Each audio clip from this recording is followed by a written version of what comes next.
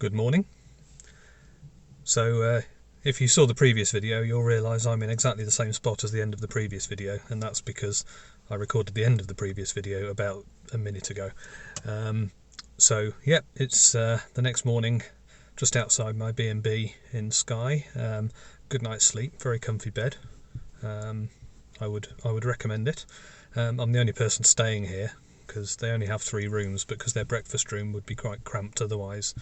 They're only having one sort of guest room in use at a time for COVID-y reasons, so it's a little odd but still very pleasant. Yeah, so the plan is just to sort of drive around and have a bit of a quick explore of Skye today, because I'm only here for the one day before I head back tomorrow. And I think the first couple of places I will look at is some waterfalls that are just on the coast, quite near to where I'm staying here up on the northeast. So right, get going, have a look. So the first stop this morning is Kilt Rock, which is a few miles from where I'm staying, and it's a 60-metre high waterfall that plunges off the cliff nice and dramatically to the rocks below. There is a sort of nice viewpoint where you can look along the cliff towards it, but you're looking at it very edge on, so luckily the wind is very calm today, so I was able to get the drone up for a few different angles taken more out to sea. I also saw a massive eagle fly off the rocks and sail off out to sea somewhere, probably gone fishing, I don't know, is that what eagles do? Anyway, I didn't get a picture of that because it took me by surprise and my big lens was in the car anyway. Anyway, onwards to the next waterfall, I think.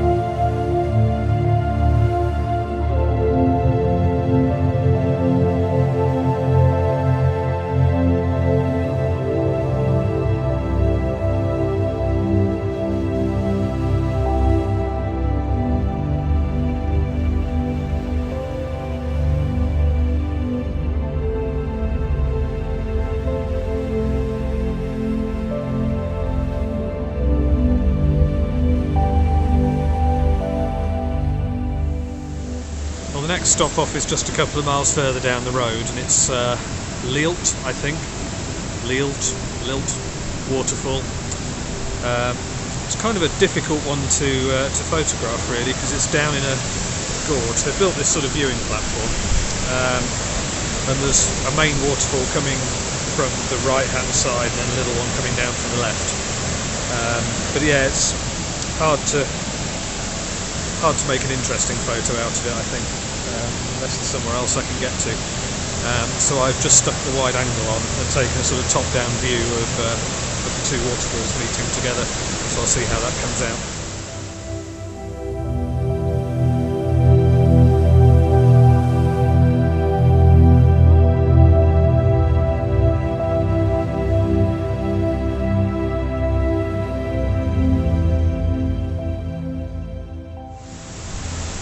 The view of the little gorge as it goes out to the sea down there is quite nice as well. There's a tree sticking out in the rock, so I think before I leave I'm going to see if I can get a picture of that works, and then I'll head onwards.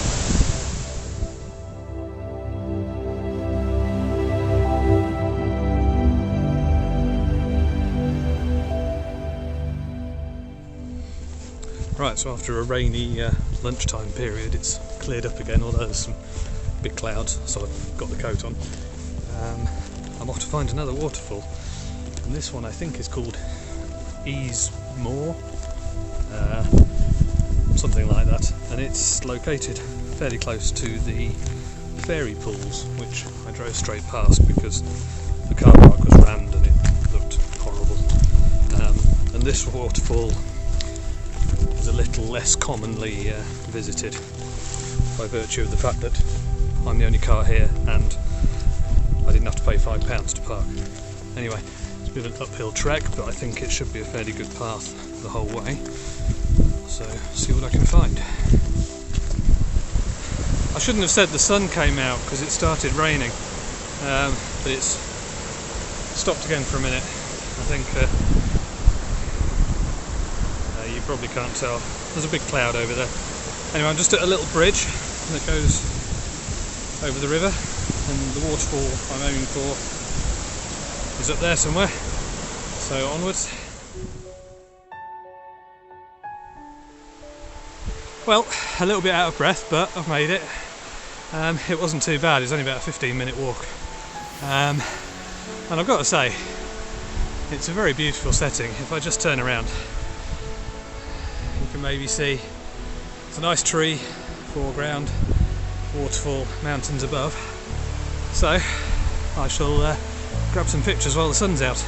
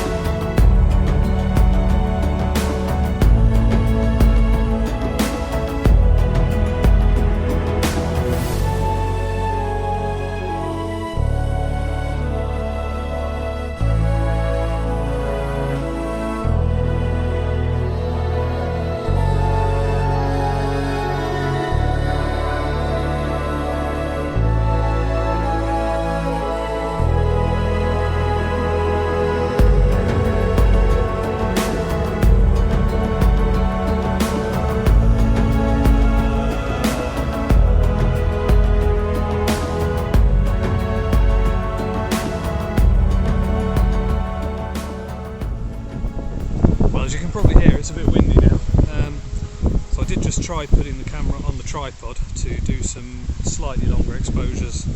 I used the ND64, which was giving me about 1.5 seconds just to get some blur into the water, but yeah, I think I'll have to wait and see when I get those back on the computer if they're actually sharp or not, because it's a bit blowy this high up, so I'm surprised the drone didn't blow away, but it actually coped well.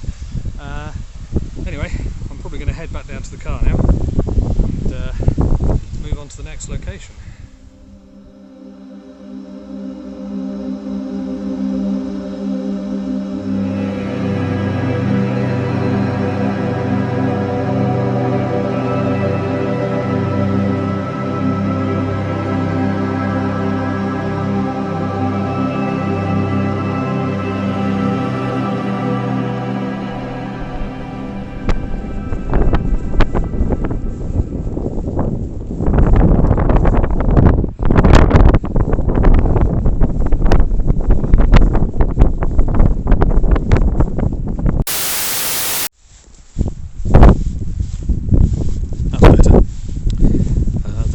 Talisker Beach, and it was windy and raining a little bit, so I went there because it's got a nice sort of black sand beach strewn with big rounded boulders, so basically took a couple of shots there,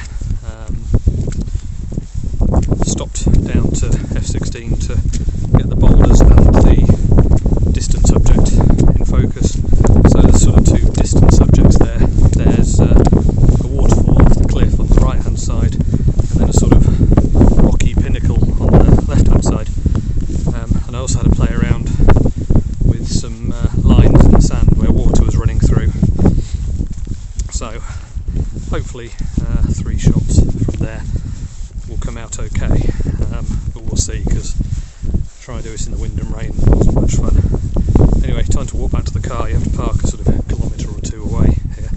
You can't park at the beach, so a little bit of a trek back.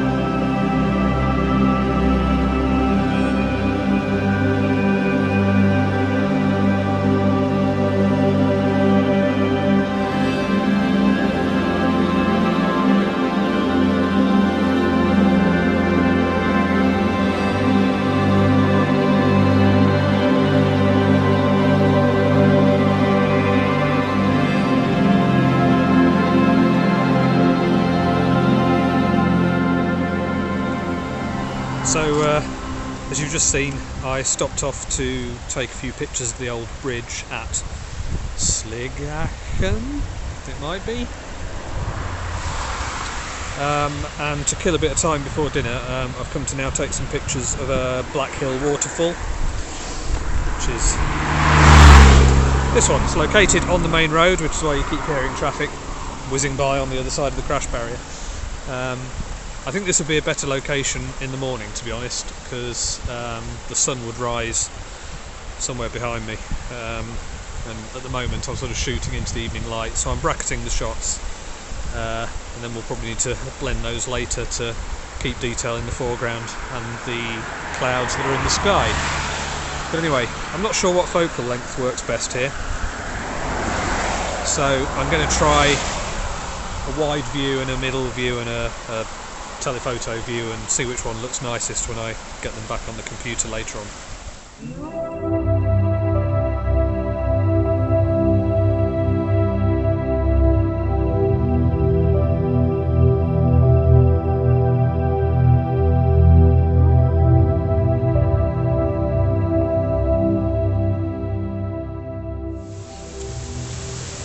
So it's the next day and I'm not on Skye anymore. I've been driving for about 4 or 5 hours and I'm back in the mainland. I've just stopped off at a place called the Falls of Brewer, which is a sort of little waterfall with a pretty stone bridge over the top of it. And I'm shooting vertically at 85mm, and I popped an ND8 on just to slow it down to, well, about an 1/8 of a second. Take a picture while there's no one on the bridge, which looks quite nice, but I'm going to shoot a few images slightly wider as well. The 85 is cropped in pretty tight, but I think I'll try a 50 as well, just to get some of the surrounding trees. But yeah, it's a pretty little area and it's just off the main road, so it seemed worth having a quick stop off. Anyway, a couple more shots and then head off.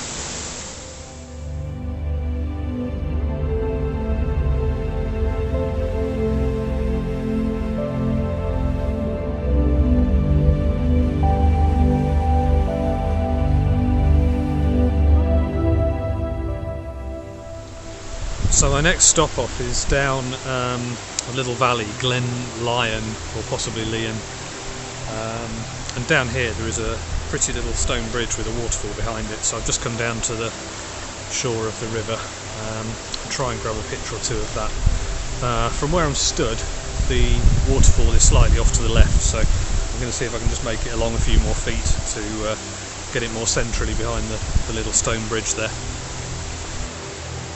Well, sadly from this position, the overhanging tree branches kind of get in the way of the shot, so what I've actually ended up doing is opening up the aperture, so having the bridge and the waterfall in focus and then letting the leaves on the nearby tree that sort of surrounds me drop down each side of the image out of focus, which I think looks, I don't know, kind of okay on the back of the camera, but yeah, we shall see. Right, anyway, that's enough faffing around by the river, back to the car.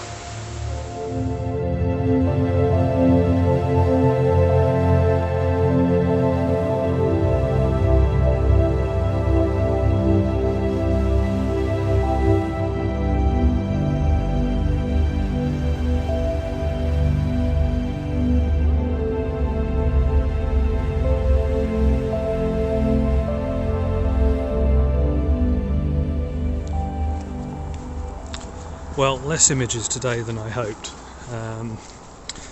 because the weather has been fairly terrible driving from Skye. It's been about torrential rain 90% of the time, and luckily the 2 times I stopped to take an image the rain stopped, but started again straight after. Anyway, I've now arrived at my hotel stop for the night, in a place called Killin, and I'm just off to find what I think is a sort of small ruined abandoned castle before dinner. So I've got no idea how accessible it is or what state it's in, but I guess I'll find out.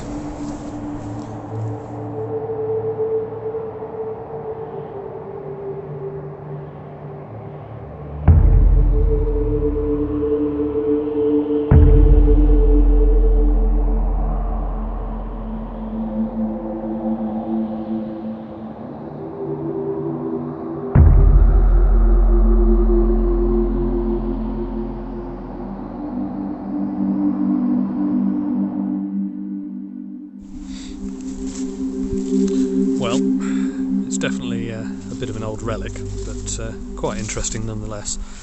And I think the mausoleum that the sign referred to is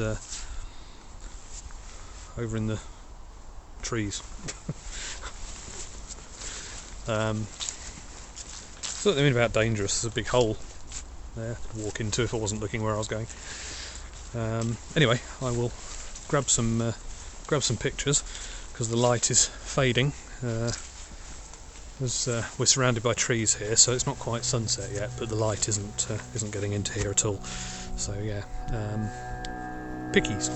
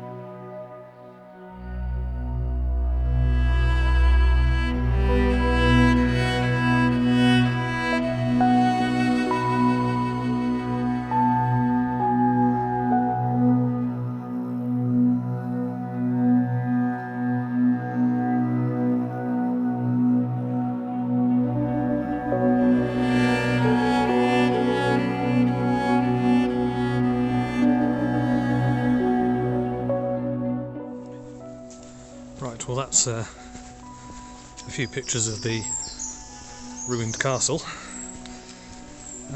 So there was a sign next to it just pointing to the loch half a mile down this little road. So I'm just going to go and have a look at well, that, and see if it's worthy of a photo or not. I've got no idea whether it is. This road is called Pier Road, I think, so maybe there's a pier, who knows. But I will probably round off my talking at this point. So yeah, thank you for joining me on my travels around Skye and the few images I took back on the mainland today. If you haven't seen the other videos from Scotland, do feel free to check them out. It's been a bit of a rushed trip, so they're not the most polished videos in the world, but hopefully there's some nice pictures all the same. Anyway, cheerio.